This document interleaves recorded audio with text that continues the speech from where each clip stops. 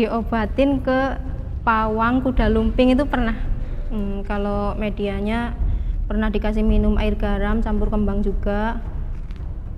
Kalau nggak mau minum ya dikasih lewat hidung, dipaksa. Cincinnya itu ditaruh di depan muka saya, katanya biar ketarik gitu.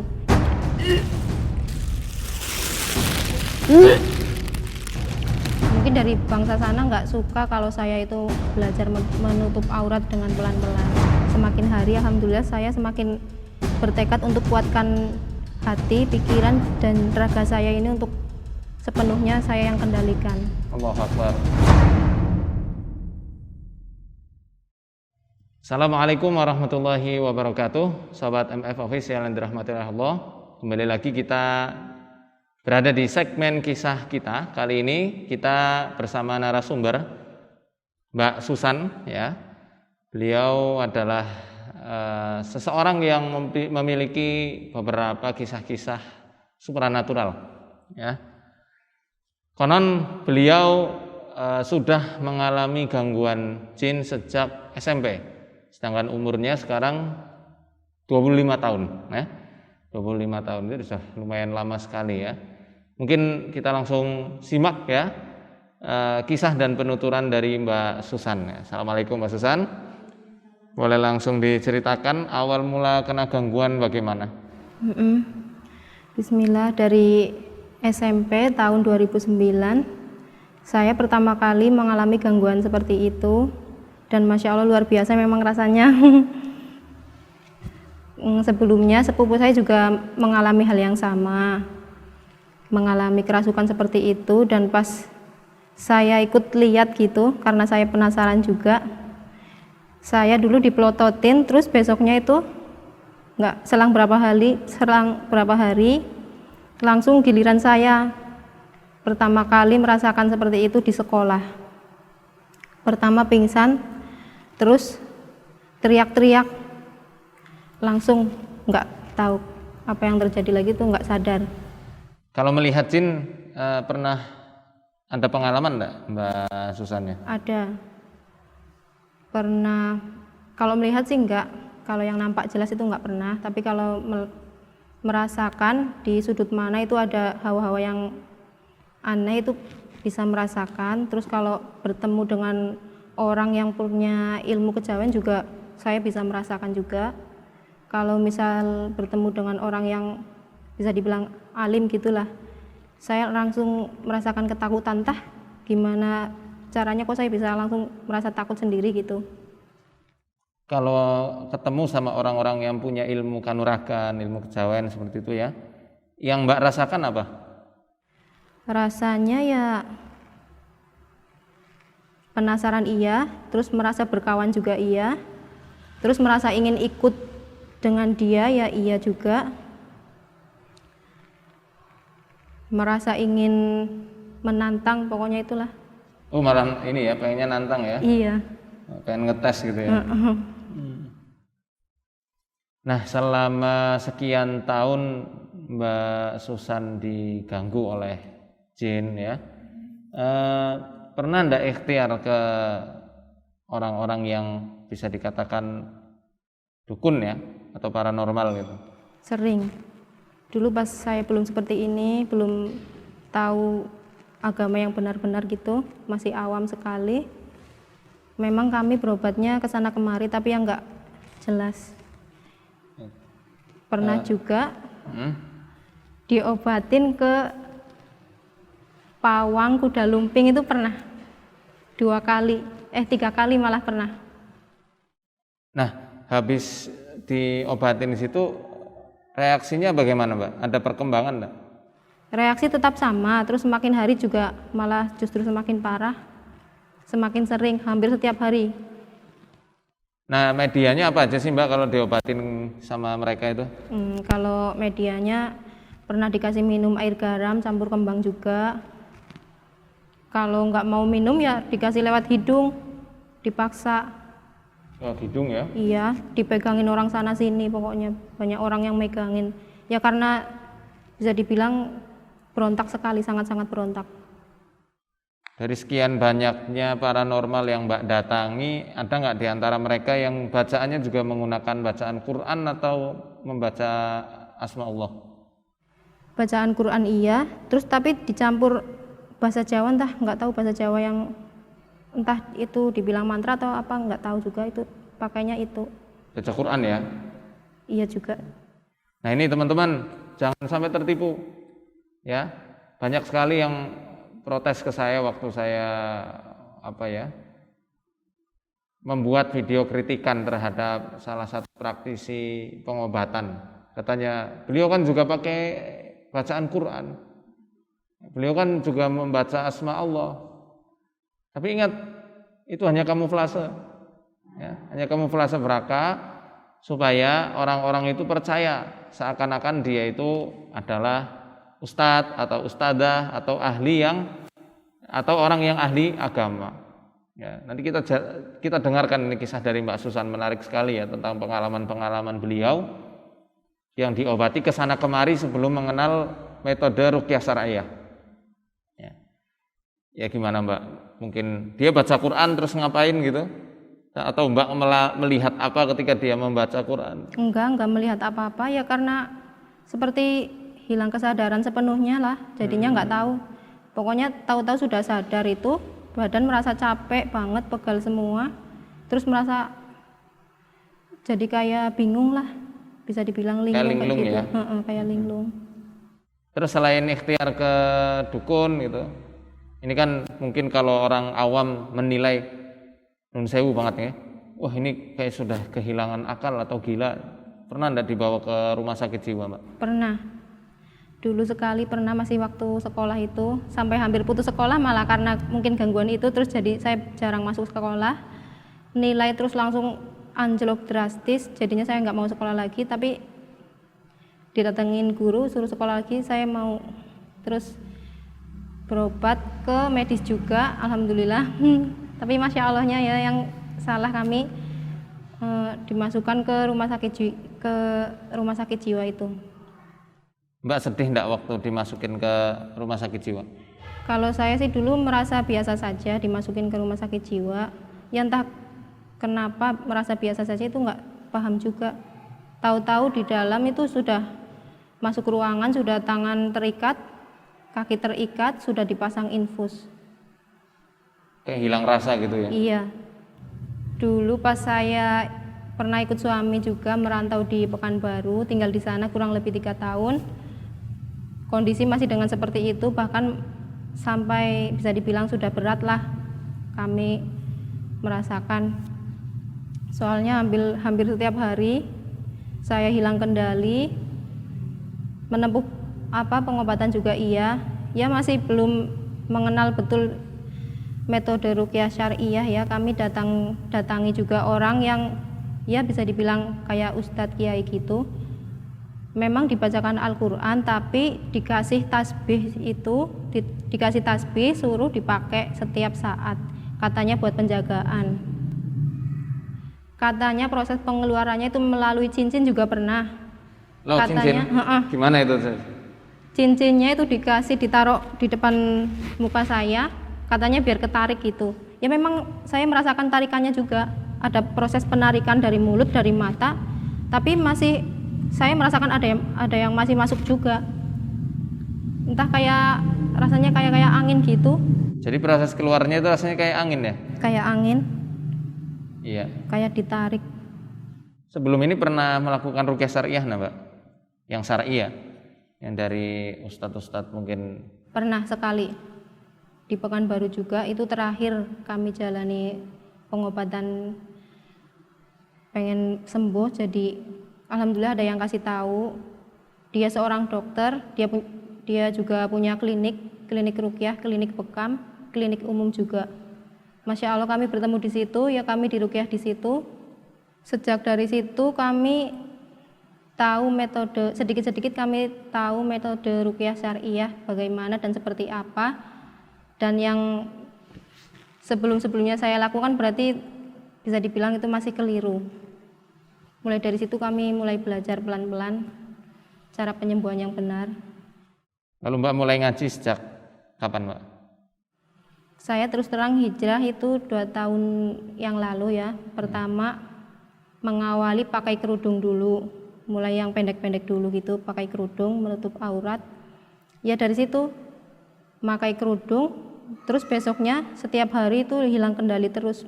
Bisa habis asar sampai jam 9 malam, kadang bisa habis maghrib sampai jam 9 atau 10 malam itu hilang kendalinya. Ya biasa seperti pada umumnya, tetangga panik, keluarga panik, jadi dipanggilkan orang yang salah juga pernah.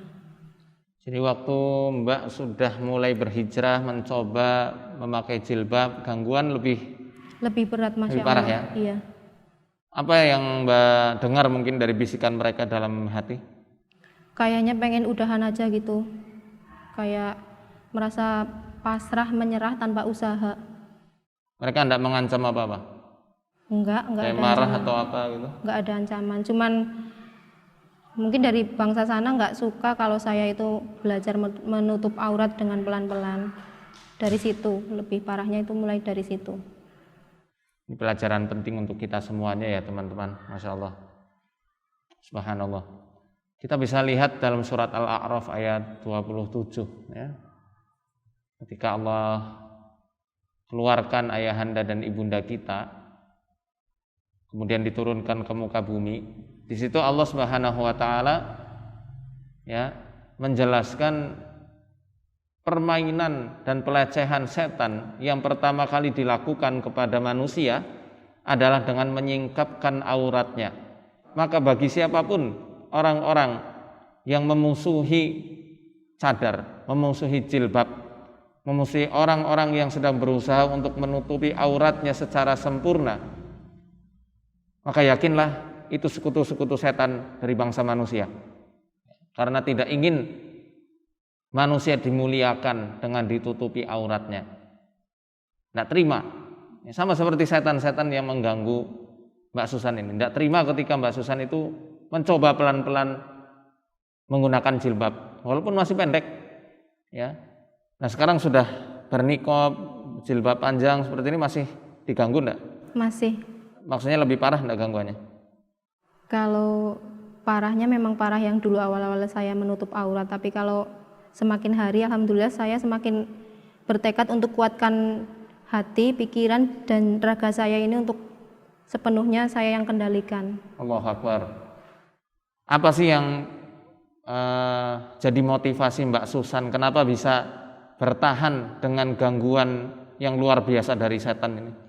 Apa yang bikin Mbak ndak putus asa di situ? Motivasinya apa? Bisa berbagi mungkin untuk teman-teman di rumah. Iya, kalau saya yakin pertolongan Allah itu dekat. Pasti kalau misal kita dikasih penyakit, Allah juga sertakan obatnya. Kalau misal kita dikasih masalah, Allah juga sertakan jalan keluarnya. Dan yang paling penting, saya menganggap diri saya itu lebih istimewa dibandingkan orang-orang yang pada umumnya. Karena Allah itu enggak semua orang yang dipercayakan, enggak semua orang Allah beri kepercayaan sakit seperti saya ini. Jadi saya anggap saya ini lebih istimewa dan ladang pahala yang terkhusus lagi itu ada pada diri saya. Allahu Akbar. Ini saya terharu ya dengar cerita dari Mbak Susan. Masya Allah, seakan-akan kisah yang disampaikan oleh Abdullah bin Abbas radhiyallahu anhuma tentang seorang wanita berkulit hitam di zaman Nabi SAW. Beliau namanya adalah Ummu Zufar, ya, yang menurut redaksi hadis beliau terkena epilepsi atau as-sor'u. Namun dijelaskan ya dalam kitab Fathul Bari, Ibnu Hajar al-Asqalani mengutip jalur periwayatan dari Al-Bazzar. Jadi Ummu Zufar atau wanita berkulit hitam ini bukan hanya sekedar kena epilepsi biasa, tetapi beliau benar-benar diganggu oleh jin, sehingga jin itu selalu menyingkapkan auratnya ketika beliau itu dalam keadaan tidak sadar. Namun Masya Allah, apa yang dilakukan Ummu Zufar? Datang kepada Nabi SAW, niatnya bukan ingin sembuh, niatnya supaya auratnya tidak disingkapkan lagi oleh jin, oleh setan. Ini karakter sahabiah yang luar biasa dahsyat, yang menjadikan Nabi Shallallahu Alaihi Wasallam menjanjikan in sabarti walakil jannah. Kalau kamu bersabar mengharap keridhaan Allah dengan kesabaran, maka bagimu surga. Maka insya Allah bagi Mbak Susan dan juga teman-teman yang ada di rumah yang sekarang masih berjihad menggapai kesembuhannya dari gangguan-gangguan dan keusilan, kezaliman bangsa jin kafir ini, insya Allah jaminannya surga dari Allah Azza wa Jalla. Surga dari Allah. Maka jangan pernah putus asa, jangan pernah minder dengan gangguan-gangguan semacam ini. Ingat, tidak ada satu penyakit yang tidak punya obat, pasti ada obatnya. Cuma sekarang belum ketemu. Ya, maka insya Allah kita akan telusuri apa sih yang menyebabkan seperti ini. Ya, dan tetap saya nasihatkan kepada Mbak Susan ya untuk selalu bersabar. Berkah dari kesabaran itu pasti akan sangat manis di kemudian hari. Iya, dulu pas masih bareng suami, bersama suami. Kalau sekarang kan masih LDR-an. Dulu pas bareng ya setiap hari itu marah tanpa sebab iya, terus tiba-tiba benci, entah pokoknya hal apa aja yang dilakukan suami sama anak-anak selalu menjadi kesalahan buat saya, selalu menjadi kekeliruan lah. Saya anggap keliru itu, saya nggak suka seperti itu gitu. Tahu-tahu inginnya marah-marah aja setiap hari. Pas waktu masih menyusui itu malah itu lebih parah lagi, sampai berbaring berbulan-bulan, bisanya cuma berbaring saja itu berbulan-bulan di kamar, di rumah, nggak bisa ngapa-ngapain, bahkan gendong anak sendiri pun sampai nggak kuat, Masya Allah, tangan langsung kaku, langsung kayak kram gitu, gendong anak sendiri, sampai nangis-nangis pengen gendong anak tapi apa daya gitu loh. Itu momen tersedih bagi Mbak ya? Tersedih sekali. Waktu lahiran Mbak menangi enggak? Lihat enggak waktu lahiran? Tetap sadar kan? Kalau lahiran alhamdulillah sepenuhnya sadar, tapi pas hamil 2 kali, pas pertama tahu saya sedang hamil, baru-baru hamil itu diganggu juga, sampai hilang kesadaran sepenuhnya. Terus hamil yang ke-4 bulannya juga seperti itu lagi. Mbak hilang sadar itu berapa lama? Sehari, 2 hari? Sehari, tapi berjam-jam. Berjam-jam. Berontak sekali, kondisi hamil, berontak, jadi setelahnya itu perut rasanya nggak karuan sekali. Iya. Kita lanjut Ba'da Maghrib.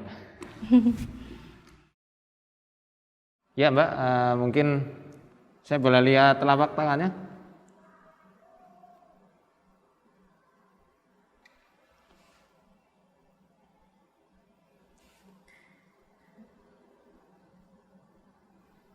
Ya sering kembung ya perutnya ya? Sering banget. Di perut bawah.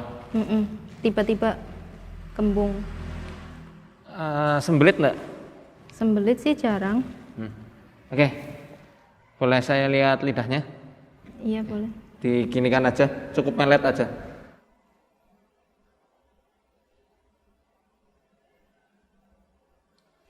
Ya. Ini area limpanya lemah ya. Organ limpanya lemah dan banyak sumbatan di pembuluh jantungnya. Itu yang mungkin menyebabkan, selama ini sering menyebabkan Mbak itu tidak sadarkan diri. Ya, dan sumbatan di pembuluh jantung secara otomatis itu muncul karena angin yang menekan di daerah situ. Dan limpa yang bermasalah, lambung yang juga bermasalah, tadi sifatnya menjadi panas ya. Itu bisa terjadi karena mungkin Mbak dulu sering makan micin ya, atau mungkin mie instan ya, atau minum minuman bersoda, karena di ginjalnya pun juga panas sifatnya. Ya. Betul iya. Sering makan mie instan atau micin atau... Jadi kesukaan micin, minuman bersoda, mie instan jadi kesukaan banget dulu, nggak tahu kenapa juga. Cilok ya? Banget. Masya Allah. Bisa suka makanan-makanan yang tadi itu ya, secara sadar nggak sadar sih ya, rasanya itu nikmat banget lah. Pokoknya pengennya makan setiap hari berulang-ulang gitu dulu. Tapi kalau mulai kesini mulai saya kondisikan lah pola makan saya. Makanan favoritnya apa dulu Mbak? Dulu ya mie itu. Mie instan ya? Mie. Dari mulai sekolah itu mulai ada gangguan. Kalau sebelumnya sih ya biasa-biasa saja, sayur mayur gitu. Oh gitu. Jadi setelah kena gangguan pengennya makan yang banyak pengawetnya gitu. Iya, kayak banyak. Mie instan. Makannya banyak setiap hari tapi badannya ya gini-gini aja. Kurus ya? Iya. Nah, itu menandakan nutrisi tidak terserap dengan baik. Ya, makanya organ limpanya itu yang melemah. Nanti akan kita kasih obatnya insya Allah. Kalau minuman favoritnya apa? Sekarang ya air putih. Enggak dulu? Dulu ya minuman soda, terus minuman yang jajan anak sekolah lah. Ini hampir dikonsumsi setiap hari? Setiap hari. Banyak enggak konsumsinya Mbak? Ya paling kalau mie instan setiap harinya itu ya sehari sebungkus gitu. Oh, setiap hari. Subhanallah. Belum lagi kalau di sekolah jajannya macam-macam. Tahu sendirilah jajan anak sekolah itu kayak mana. Ini persis seperti apa yang telah disinyalir oleh Allah Subhanahu wa taala dalam surat Al-Baqarah ayat 168 ya. A'udzubillahi minasyaitonirrajim. Ya ayyuhan nasu kulu mimma fil ardi halalan thayyiba wa la tattabi'u khutuwatis syaitan innahu lakum aduwwum mubin. Wahai sekalian manusia, makanlah apa yang ada di bumi ini, makanan yang halal dan baik. Ya, tadi diceritakan mie instan halal, soda juga halal, cilok ya, cilok halal, ya snack-snack yang biasa dimakan itu juga halal, yang mengandung banyak MSG. Tapi ingat, ya kalau itu dikonsumsi setiap hari tidak jadi thayyib, karena kata Ibnu Katsir rahimahullahu taala dalam kitab tafsir beliau, Tafsir Qur'anil Azim, beliau menjelaskan thayyib ini adalah makanan yang menyehatkan bagi akal dan menyehatkan bagi tubuh. MSG, mie instan yang mengandung banyak bahan pengawet, ya kalau dikonsumsi secara terus-menerus akhirnya tidak menjadi baik bagi tubuh, tidak menyehatkan. Inilah langkah setan untuk menyesatkan dan menyengsarakan manusia. Setan itu kesulitan menjadikan kaum muslimin dan muslimat memakan hal yang haram. Dia akan kesulitan, walaupun bisa tapi susah. Persentasenya lebih sedikit, ya. Makanya dia punya langkah dan strategi lain. Maka dia akan menggiring kaum muslimin dan muslimah, baik yang anak-anaknya maupun yang sudah dewasa, untuk terus-menerus berhasrat memakan makanan yang tidak baik, yang kurang menyehatkan bagi tubuh, dan kalau boleh kita katakan menjadi makanan yang akhirnya jadi sampah di dalam perut karena susah dicerna, makanya jadi makanan yang sampah atau junk food ya, gitu. Dan nyata ya apa yang dialami oleh Mbak Susan ketika setan itu akhirnya merasuk ke dalam diri Mbak Susan yang tadinya suka sayur mayur, akhirnya tergeser kesukaannya itu, hasratnya lebih cenderung untuk memakan makanan yang tidak sehat. Kita akan kasih ramuan dari Arsada Yadaka, yayasan yang saya dirikan dan saya bina, dan insya Allah ramuan madu ini akan sangat berkhasiat dan bermanfaat untuk Mbak Susan.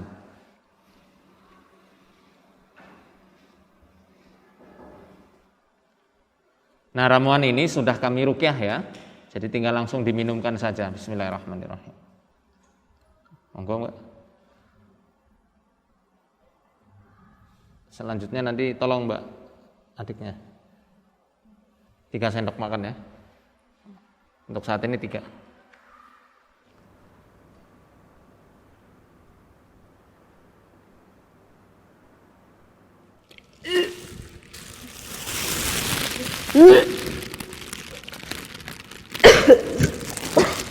Alhamdulillah efeknya cepat ya untuk mengeluarkan beberapa sisa-sisa sihir yang dulu pernah hinggap karena pengobatan alternatif yang menggunakan cara-cara yang tidak dibenarkan, apalagi dengan mantra-mantra yang tidak bersumber dari Quran maupun Sunnah, itu akan mengundang jin untuk melekat di dalam tubuh. Dulu pernah diminumin air rajah mungkin? Pernah air bunga sama dicampur air garam. Air bunga campur air garam ya? Langsung berat rasanya di tengkuk, Tengkuknya berat. pundak, bibirnya goyang sendiri. Bibirnya kenapa? Giginya, Giginya. mulutnya goyang sendiri, Ya, enggak apa-apa. getar. Ini sudah mulai bekerja madunya. Kita tunggu sebentar, nanti akan saya tangani lebih lanjut insyaallah. Wa ya hazimal ahzab ihsimhum wansurna alaihim ihsimhum wansurna alaihim wa ya hazimal ahzab ihsimhum wansurna alaihim.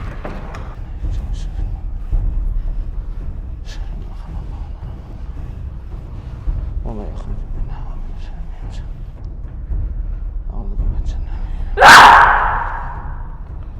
ولقد آتينا موسى الكتاب فلا تكن في مرية من لقائه ولا يؤوده حفظهما وهو العلي العظيم ونجينا الذين آمنوا وكانوا يتقون